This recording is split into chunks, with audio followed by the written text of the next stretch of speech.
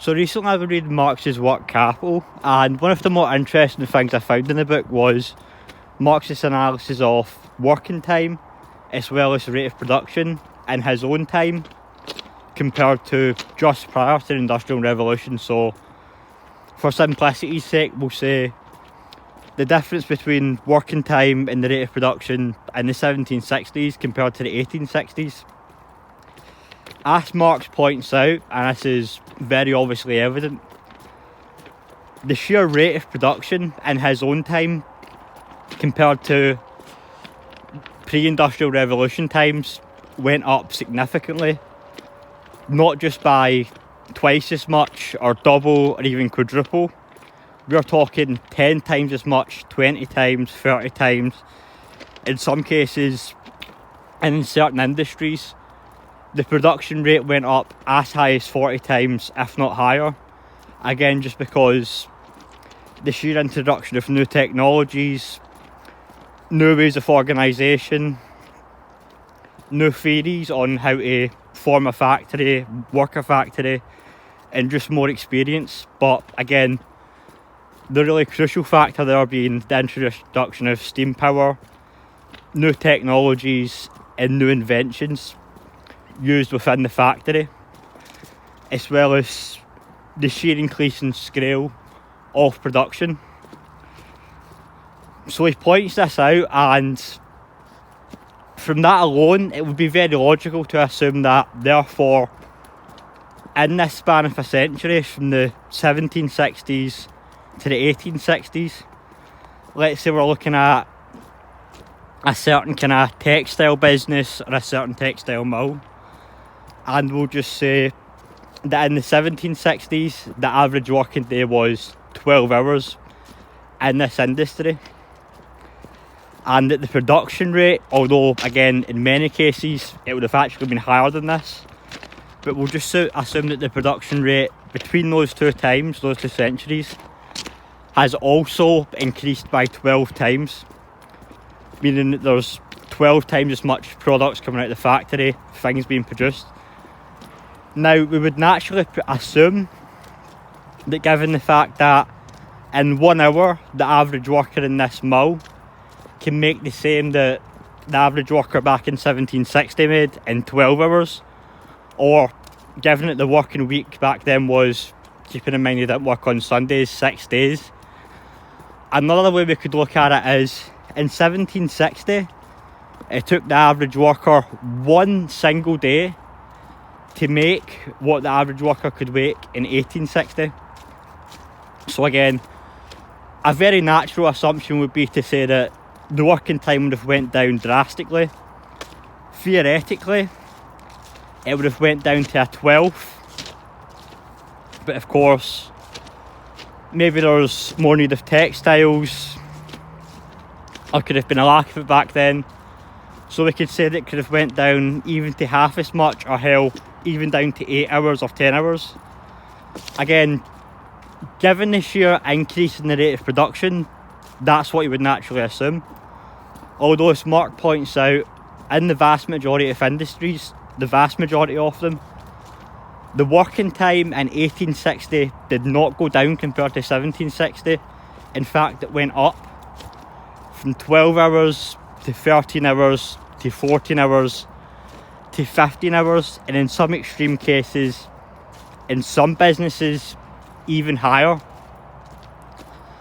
Therefore, we have to ask the question, why did the working time between these two periods go up? Again, if there's such an increased rate of production, if nothing else, we would assume that it would stay stagnant. We surely wouldn't assume that it would go up. If 12 times as much as textiles are being made, meaning coats, hats, trousers, anything involving cloth, silk, surely the society, again adjusting for population, more people will be working then as well as consuming. We're assuming that'd be about the same. In fact, if anything else, the proportion of society in the textile business would have went up in 1860 compared to 1760, considering that significantly less people were needed in agriculture, but we'll assume that that stayed the same. Surely society in 1860 does not need 12 times as much, and again, in many industries, the rate of production was even higher than that. 20 times, 30 times higher. But just assuming 12 times, surely that isn't necessarily. And surely it isn't necessary to then further increase the working time. Well, that's the problem viewed from one perspective. The reverse perspective that we could have on this, the perspective of the capitalist, is basically exactly the same. That what in 1760 it would have took one worker to make in 12 hours, a worker in their factory can make in 1 hour. Or what in 1760 it would have took to make in 2 whole working weeks, a worker in their factory can now make in the same time in a single day. Meaning that the value of that worker's labour, the value of that worker and what they are producing is increased by a factor of 12. The value of the commodity that they have bought, the worker's labour, has increased significantly, which means that they have all the more incentive to get as much as they possibly can out of that worker's labour. Meaning that they're going to make them work harder, they're going to make them work longer. If they can, they're going to give them less breaks, because it is 12 times as important that they do so compared to back then, because they have 12 times as much money on the line, 12 times as much money to lose, and 12 times as much money to gain. That is the problem viewed from the perspective of the capitalist.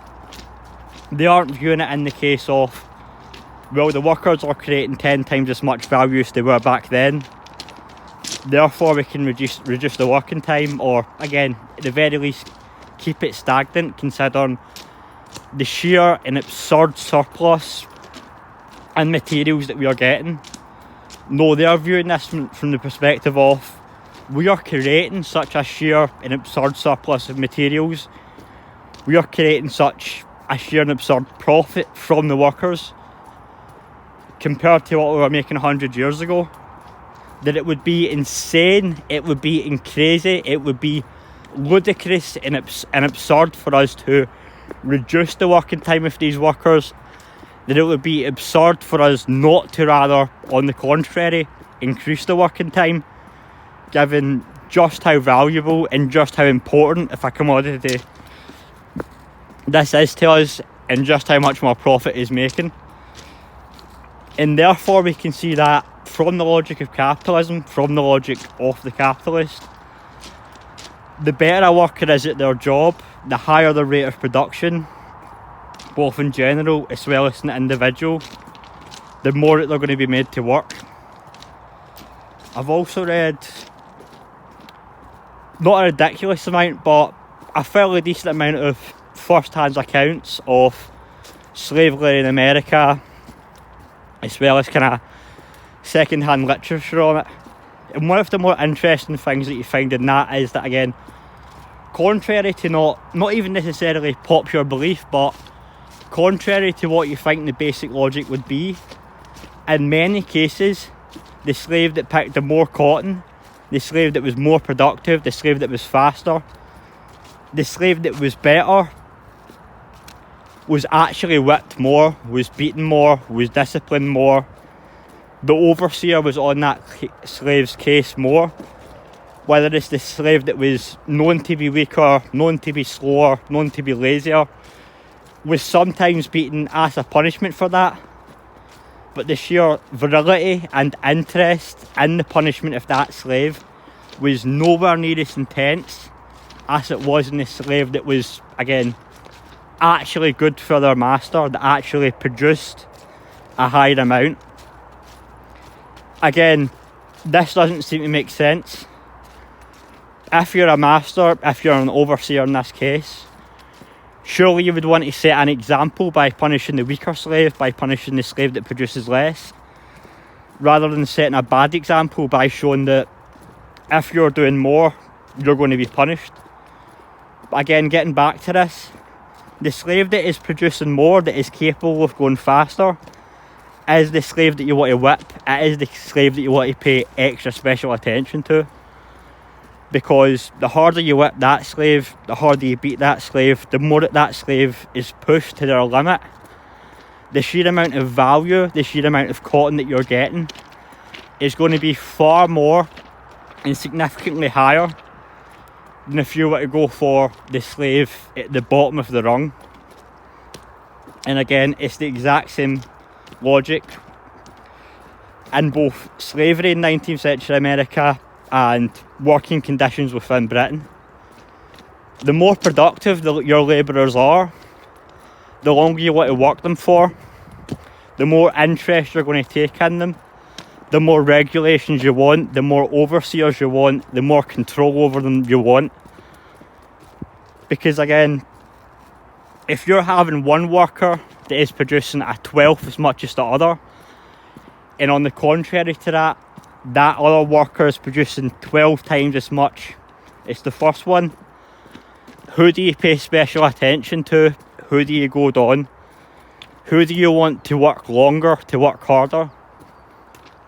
It's obviously going to be the worker that is producing so much more.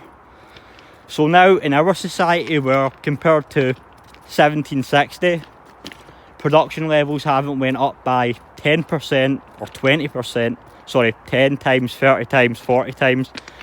They have rather went up by 100 times, 200 times, 300, 400. In some cases, the production rates have literally went up by thousands. Why do we still have sweatshops? Why do we still have sweatshops in a society where we are producing, say, 500 times as much as they would have been in 1760? It is absurd enough to look in Marx's case, where people are producing tens of times as much. But especially in our society, whatever country it could be, when the rate of production has literally went up hundreds or even thousands of times. It goes beyond absurdity, but again, looking at it from the logic from the capitalist, that worker is now worth several hundred, if not several thousand times as much as they were back in 1760.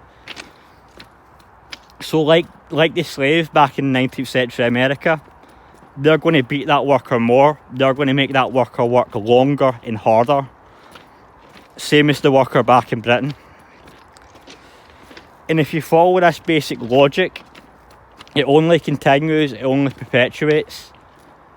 As technology gets better, sweatshops aren't going to go away. Rather, they're going to stay as they are, if not get worse, because again, the rate of production is getting higher, the worth that we're getting out of these workers are getting higher, and there is less incentive for them to give them better conditions or to let them go.